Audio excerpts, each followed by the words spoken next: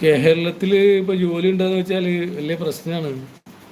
കേരളത്തിൽ ജോലി ഉണ്ടെന്ന് പറഞ്ഞാൽ ഇവിടെ ശമ്പളം കുറവാണ്. ഇവിടെ പഠിച്ചവരെക്കാട്ടി ഏറെ പഠിച്ച് വിദ്യാസമ്പന്നരായ ആൾക്കാർക്കൊക്കെ വളരെ കുറവാണ് ഇവിടെ. അൺസ്കിൽഡ് ബംഗാളിക്ക് കിട്ടുന്ന പൈസ നല്ല പഠിച്ച ഒരാൾക്ക് കിട്ടുന്നില്ല. അങ്ങനെയൊക്കെയുള്ള പ്രശ്നങ്ങളുണ്ട് ഇവിടെ. അതുകൊണ്ട് അവിടുത്തെ ശമ്പളം ഇവിടെ കിട്ടുന്നതും ഇത്ര കിട്ടില്ല. ഇവിടെ ഇവിടെ നമ്മൾ വിജയിക്കുന്നത് സ്വന്തമായിട്ട് എന്തെങ്കിലും സംരംഭകനായിരിക്കണം. അതിന് നല്ല കഴിവുമാണ്. അതിന് ഒരു ബിസിനസ് സ്റ്റാർട്ട് ചെയ്യാൻ.